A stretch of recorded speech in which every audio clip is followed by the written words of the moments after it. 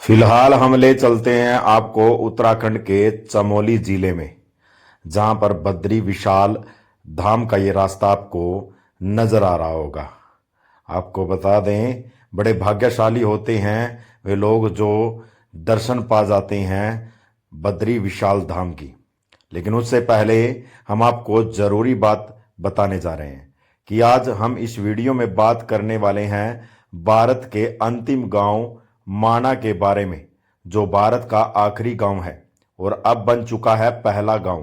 पहचान तो बदल गई इस गांव की, क्या सच में सूरत भी बदली है? आइए जानते हैं।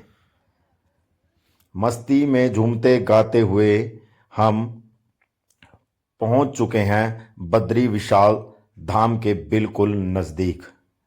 हमारे साथी तमाम आपको गाड़ी में नज़र आ रहे होंगे, भजन गाते हुए, झूमते हुए, नाचते हुए और अपनी धुन में बद्री विशाल धाम पहुंच रहे हैं। लेकिन पुरानी कथाओं के अनुसार जहां से होकर जाता है स्वर्ग जाने का रास्ता, जहां से पांडव भी स्वर्ग होकर गए थे, यहाँ की विशेषता कौन सी जगह घूमने की मुख्य जगह है और कब और कैसे जाएं, इन सभी सवालों के जवाब मैं इस वीडियो में देने जा रहा हूं। इस चैनल को देखने से पहले आप सब्सक्राइब किया है तो चैनल को सब्सक्राइब करने के साथ साथ बेल आइकन का बटन भी दबाएं।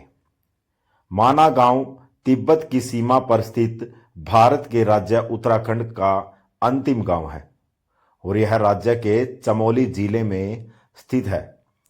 बद्रीनाथ धाम से 3 किलोमीटर ऊंचाई पर बसा हुआ है माना गांव।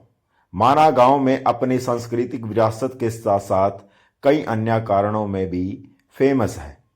इस गांव के बारे में पहले बहुत ही कम लोग जानते हैं, लेकिन पक्की सड़क बनने के बाद हर कोई इसके बारे में जानता है। आइए जानते हैं माना गांव के बारे में। इस गांव की आबादी बहुत ही कम है। यहाँ 60 से 70 घर ही आपको देखने को मिलेंगे। यहाँ घर बने हुए लकड़ी के होते हैं। माना गांव के आसपास काफी धार्मिक स्थल भी हैं। इस गांव का नाता महाभारत काल से भी जुड़ा हुआ है। कहा जाता है पांडव इसी रास्ते से स्वर्गलोक को गए थे। इस गांव में पौराणिक जो नाम है वह मणिभद्र था। इस गांव का नाम मणिभद्र रहा है। यह सरस्वती के किनारे बसा हुआ खूबसूरत गांव है और यह स्थान पर्यटकों के लिए बहुत ही बेहतरीन स्थान है। गांव की अगर चढ़ाई पर चढ़े तो पहले अगर बात करें, चढ़ाई पर चढ़ने से पहले गणेश गुफा, फिर आती है व्यास गुफा। सरस्वती नदी पर एक भीम पुल भी बना हुआ है और यह सरस्वती नदी यहीं तक दिखाई देती है। इसके बाद यह अदृश्य हो जाती है, यानी अदृश्य रूप में बहती है। कहा जाता है यहीं पर वेदव्यास जी ने वेद पुराण महाभारत की रचना की थी। यहीं पास में एक गणेश गुफा भी है। गणेश गुफा के बारे में कहा जाता है जब गणेश जी वेद लिख रहे थे, सरस्वती नदी अपने पूरे वेग से बह रही थी और बहुत शोर कर रही थी। अब गणेश जी ने सरस्वती जी से कहा शोर कम करे, मेरे कार्य में विघ्न ना डालें। लेकिन सरस्वती जी ने उनकी बात को अनसुना कर दिया। इस बात से नाराज होकर गणेश जी ने उन्हें श्राप दे दिया, आज के बाद इससे आगे तुम किसी को भी दिखाई नहीं दोगी। तभी से यहाँ आगे सरस्वती नदी अदृश्य रूप में बहती है। आज भी भीम पुल के पास यह सरस्वती नदी बहुत शोर करती है। भीम पुल के बारे में एक कहावत है, जब पांडव स्वर्ग जा रहे थे तब उन्होंने सरस्वती से आगे जाने का रास्ता मांगा, लेकिन सरस्वती उनकी बात नहीं मानी और मार्ग नहीं दिया। तो भीम ने 2 बड़े पत्थरों को उठाकर उसके बीच में रख दिया। इस तरह इस पुल का निर्माण हुआ और कहते हैं पुल से होकर ही पांडव स्वर्गलोक को गए थे, इसलिए पुल का नाम भीम पुल भी रखा गया और यह पुल आज भी यहां पर मौजूद है। नंबर 1 तप्त कुंड, जिसमें कुछ खास बातें भी आज मैं बता दूं आपको। नंबर 1 बद्री विशाल धाम में तप्त कुंड, जिसमें 12 महीने गर्म पानी निकलता है। माना जाता है जो इस कुंड में एक बार स्नान कर लेता है, उसकी सभी त्वचा संबंधित बीमारियां दूर हो जाती है। नंबर 2, माता मूर्ति मंदिर भगवान विष्णु को समर्पित है। भगवान विष्णु ने माता मूर्ति से उनके बेटे के रूप में जन्म के लिए विनती की थी। उसके बाद भगवान ने नर नारायण के रूप में माता मूर्ति की इच्छा पूरी की थी। मई अक्टूबर तक का सही समय होता है जाने का बद्री विशाल धाम पर। इसी समय में बद्रीनाथ के कपाट भी खुले रहते हैं। और अन्य अगर बात करें तो बर्फ गिरी रहती है और सर्दियों के कारण यहाँ कपाट बंद हो जाते हैं और बर्फ गिरी रहती है। सबसे बड़ी बात यह है, सड़क का मार्ग सरस्वती नदी का उद्गम स्थल है। देश के प्रथम गांव माणा के बारे में हमने बताया आपको।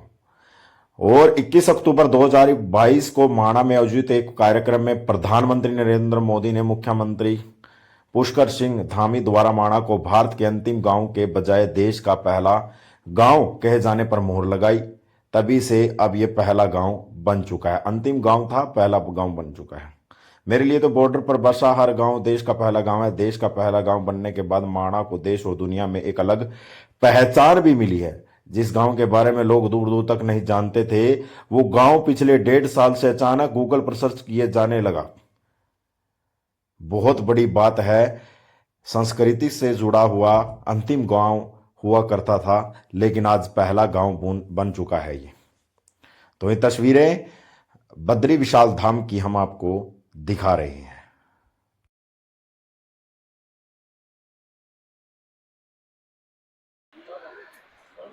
अकाल मृत्यु वो मरे जो काम करे चंडाल का, काल उसका क्या करे जो भक्त हो महाकाल। आपको बता दे, केदारनाथ यानी केदारखंड जो बोला जाता है, यहाँ पर पहले शिव भगवान और पार्वती रहा करते थे।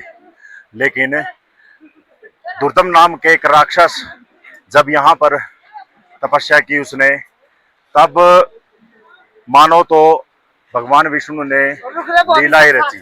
फिलहाल हम स्वर्ग के रास्ते पे हैं और स्वर्ग का रास्ता ये पांडव आपको दिखाई दे रहे होंगे। आपको बता दें, पांडव स्वर्ग के रास्ते इसी रास्ते से गए थे युद्ध के बाद, युद्ध के पश्चात। इससे पहले सरस्वती नदी बहती है और सरस्वती नदी की बात करें, हाल ही में बताया जा रहा है कि पौराणिक कथाओं के अनुसार कि सरस्वती नदी को श्राप मिला था कि आगे नहीं बहेगी, क्योंकि वेद व्यास जी पांडवों की जरूर देख लीजिए स्वर्ग के रास्ते की तरफ जब पांडव यहाँ से गए थे स्वर्ग के रास्ते से। और आपको बता दें कि भगवान विष्णु बाल रूप में बद्रीनाथ आए थे। बद्रीनाथ से तकरीबन 3 किलोमीटर का रास्ता पड़ता है माणा गांव का, और अंतिम गांव माना जाता है माणा गांव। और कहा जाता है स्वर्ग के रास्ता यही वो रास्ता है, भू बेकुंड भी बोला जाता है, और यहीं से मोक्ष की प्राप्ति होती है, ऐसा पौराणिक कथाओं में कहा गया है। लेकिन बाल रूप में जब भगवान विष्णु आए तो उन्होंने घोर यानी तपस्या का जो स्थान चुना था वो केदारखंड चुना था। और यहाँ पर जब बाल रूप में आए तो उन्होंने यहाँ पर हाल ही में यानी एक दिन 10,000 के बराबर तपस्या थी। दुर्दम नाम के राक्षस का वध करना था, क्योंकि सूर्य भगवान थे, उनसे वरदान लिया था अमर होने का, लेकिन अमर होने का वरदान सूर्य भगवान ने उन्हें नहीं दिया।